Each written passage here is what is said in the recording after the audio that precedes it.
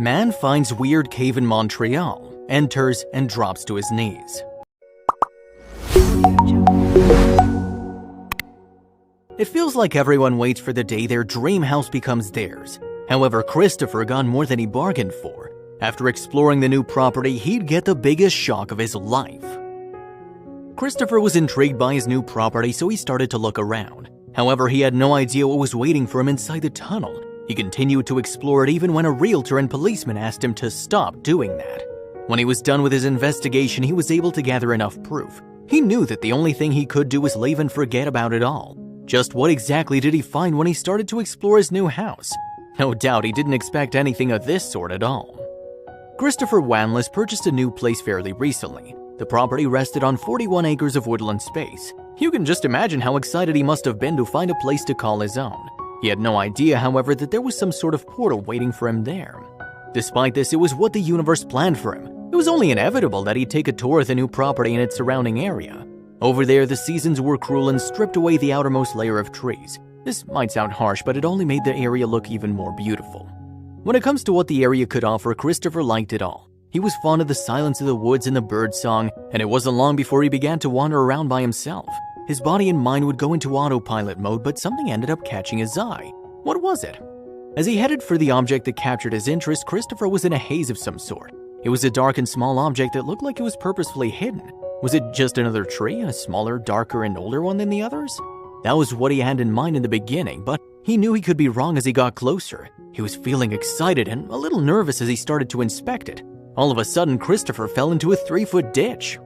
Christopher was surprised about this because the area was slightly obscured by leaves and mud. He shook them off and looked around. He couldn't believe what he was seeing. Did he really just stumble literally into an abandoned gold mine? He wasn't yet sure of it, but the structure appeared to be very old.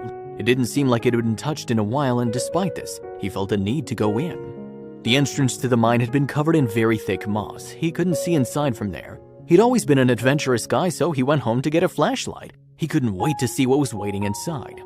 Here was how Christopher described what that moment was like. When we bought the house, nobody ever told us about the fact that the estate had a lot of mines on it. We just sort of stumbled upon the gold mine one day and that was it. When I first saw it, I was so excited that I almost fell over myself. The only thing I could think about was Indiana Jones and Underground Railroads. When he made the decision to go inside, he didn't know it was a terrible decision on his part. Even if this was the case, he returned to the entrance with a flashlight. With this lighting device in his hand, he then walked inside. He held his breath and saw shiny objects attached to the walls. The walls looked wet and unstable, seemed like they could give way at any moment. The sounds of his footsteps just bounced off the walls.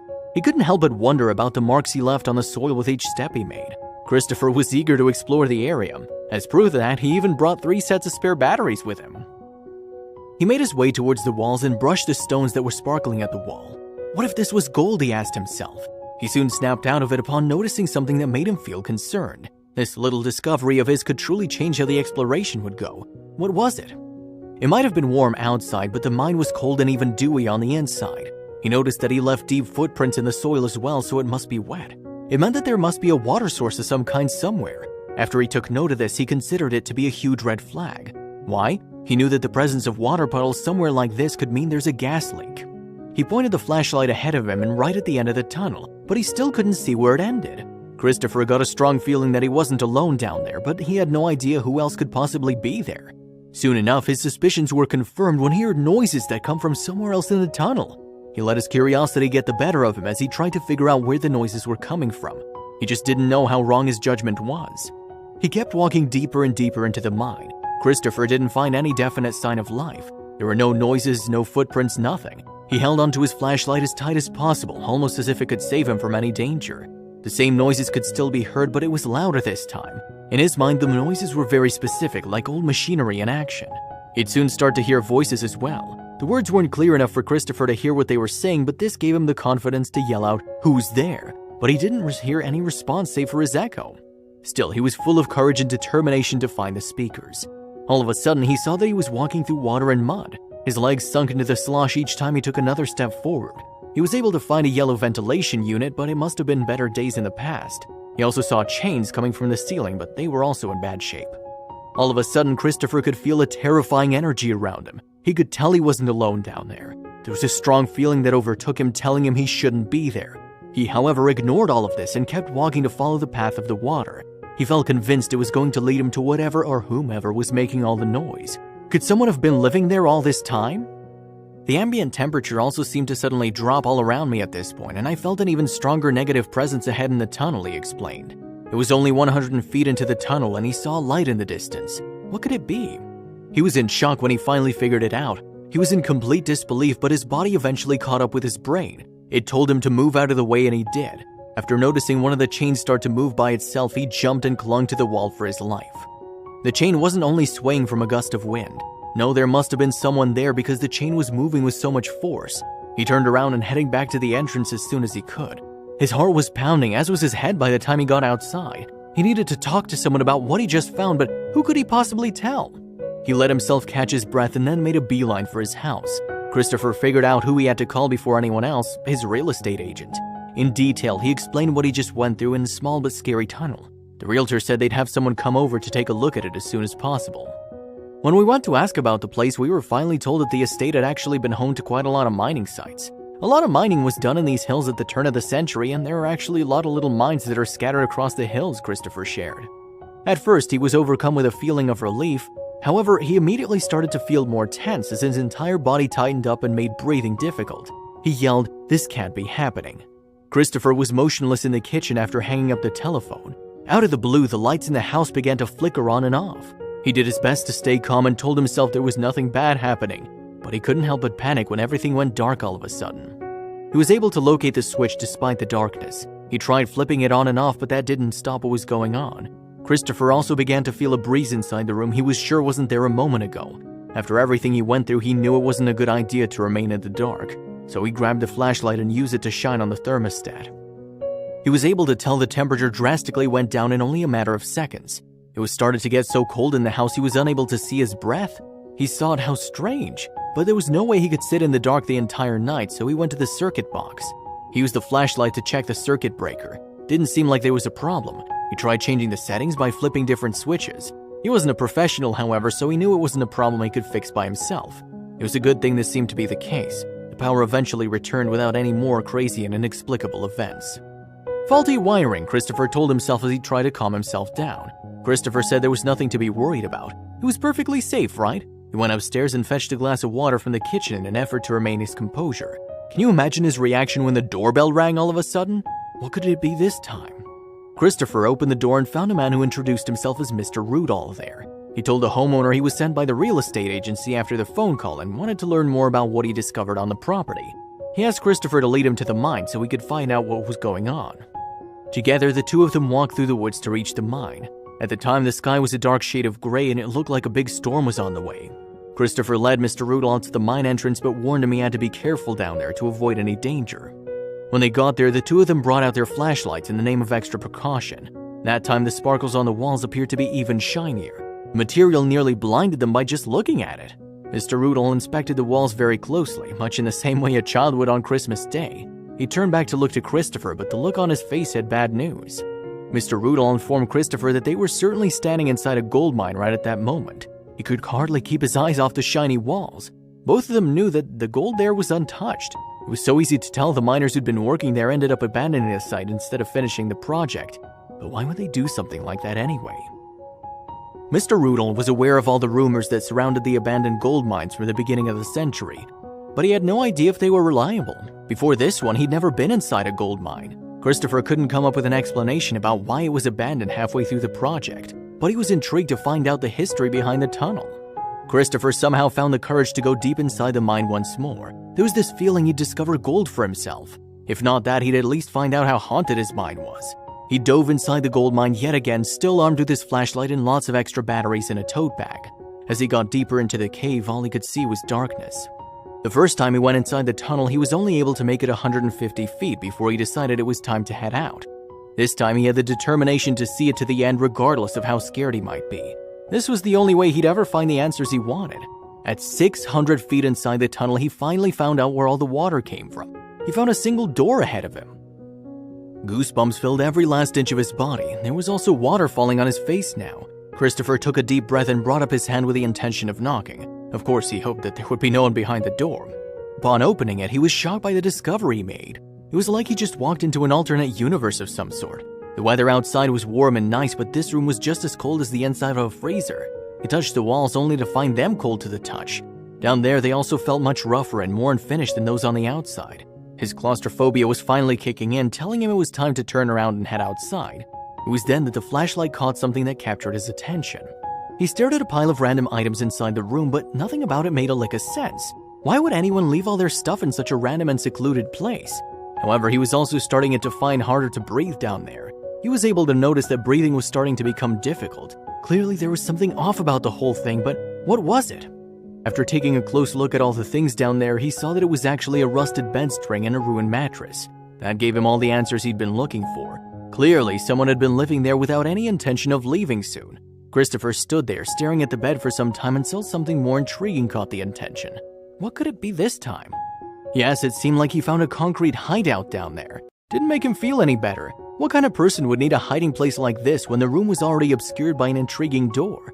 The person who made this must have been trying to hide something big. He went up to the opening but failed to see anything from there. As he turned around to leave, something on the wall caught his eye. He shone the flashlight on the bricks and saw white scribbles on the surface. He was unable to figure out what they said until he took a closer look. What he found was bizarre and rendered him at a loss. There were 4 vertical lines on the wall. Using his hands, he touched the scratch marks to see what they were like. He could tell someone made them using fingernails. They weren't deep enough to have been made using a sharp object, but they were deep enough to leave a mark on the cement. He had no clue who could have been trapped in there, but he only got more terrified the more he thought about these things. There were other scratches on the wall as well. This time the marks formed letters. He was aware the letters made up a word together but couldn't figure out what they said. He brought out his camera to take a photo. Christopher was hoping he'd decode it using his computer. He'd been in dead silence the whole time, so you can imagine just how terrified he was after hearing a loud noise. He knew there must be someone else in that room. He brought out the flashlight and pointed at the direction of the noise, but he couldn't find anything there. He tried to inspect the writings on the wall some more until he heard the sound of banging metal. Not only that, but he felt a cold breeze on the back of his neck. It felt like he'd just gotten in an ice bath. In a matter of seconds, all the warmth he possessed was gone. Christopher could only feel the freezing cold. In the beginning, he assumed the breeze came from behind him. He knew this wasn't the case when he felt it in front of him and on his sides as well. He didn't know where it came from and why, but he was scared for his life. He started to run. Christopher got goosebumps once more and had a horrible feeling go through his entire body. He was aware something wasn't right about the situation. His brain told him to stay still and silent, but his body told him something else.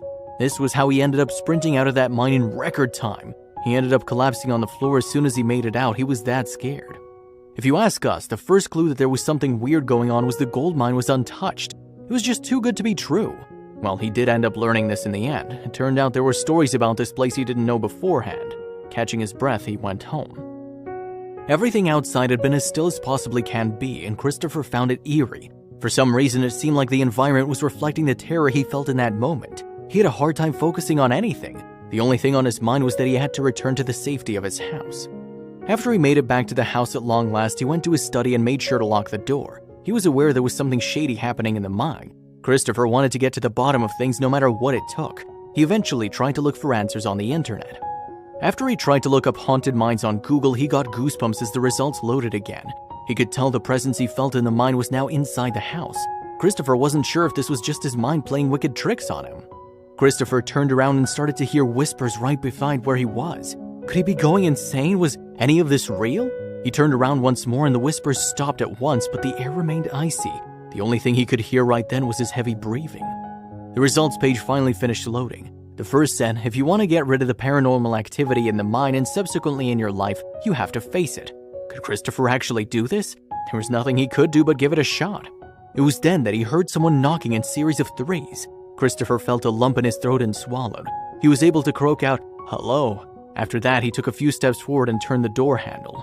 When he returned to the kitchen, he noticed a whirring noise of some sort. It came from his camera. Why was his camera making a noise like that? It wasn't even on. As you can see, things were starting to get weirder. Christopher picked it up. He was sure he turned it off as soon as he returned to the house, but even so, he found it on. He checked the photos he took inside the mine, but something weird started happening. He didn't find a single photo on the SD card. It had been wiped. He took the device and headed for the mine. He knew the only thing to do was to face whatever was in there. Enough was enough. He managed to gather the courage he needed to go down the tunnel once more. Again, darkness was the only thing Christopher could see. He realized the error of his ways as soon as his eyes adjusted to the dark. What was he doing down there? The dark tunnel looked even darker than usual. Was it this dark tunnel the first 2 times he ventured inside? He assumed maybe this had something to do with the power of his flashlight. He continued walking. He walked in the muck but stopped when a gust of wind hit him. The force was so strong that it was comparable to something solid getting thrown at him. He could feel the cold right down to his bones. At that moment, Christopher heard a familiar sound. It was the metal noise he heard before. What was going on? It might have been scary, but he just kept walking. This was actually a lapse of judgment. He continued to walk the length of that dark tunnel. All of a sudden, he stopped. The noise was beginning to sound like it was too close to him. His ears started ringing and he even yelped in pain. By then, it was already too far for him to back out. The metal noise was like a barrage of various metal objects clunking together. Christopher cupped his head in his palms for some time. All of a sudden, the noise stopped. As soon as that happened, he felt scared and looked up. The silence was even creepier than the noise, and it was then that he saw something. There were chains hanging from the roof of that corridor. They began to swing so rhythmically that you think they were all dancing. He felt so hypnotized by the sight that he couldn't process the sudden sound of water. His eyes adjusted at last, and then he saw that a huge tidal wave was coming for him. It looked like a tsunami. "I must be going crazy," he said, when the silence was interrupted by the sound of water. He could feel a headache coming on. His entire body started to scream as well as he tried to get out of there as quickly as he could. What was Christopher planning to do after this? It didn't look like he could deal with the thing in the mine on his own. As he made his way out of there, he took one last glance back. He was perplexed when he noticed that there was no trace of water. No, the only thing Christopher saw was the footsteps he left in the mud. He started the trek from the mine back home. He was aware it was time to ask for help with this mystery. Not knowing what was happening was driving him insane, and it would happen to us too if we found something like this on our property. As Christopher made his way through the forest, he halted when he saw a light of some sort. It came from his very own kitchen window. He couldn't remember if the lights were on or not by the time he left. He felt certain it had been off. Could someone be in the house? He entered his home, but he sensed the house was empty. Didn't look like there was anyone else in there. Maybe he really did leave the lights on. He went to the kitchen, but his mind was still on the mystery of the mine. Christopher continued to ask himself if that truly happened. He returned to the study and booted his computer up. He wondered, could he actually do this? Even though he wasn't the sort of person who believes in the supernatural, he was starting to wonder if he was wrong about that. Once more, he turned on the search engine and started typing a question. The computer let out a noise before the screen turned black. Did it just shut down on its own? What could possibly go wrong next, Christopher wondered. He had no idea this wasn't the end of it yet at all.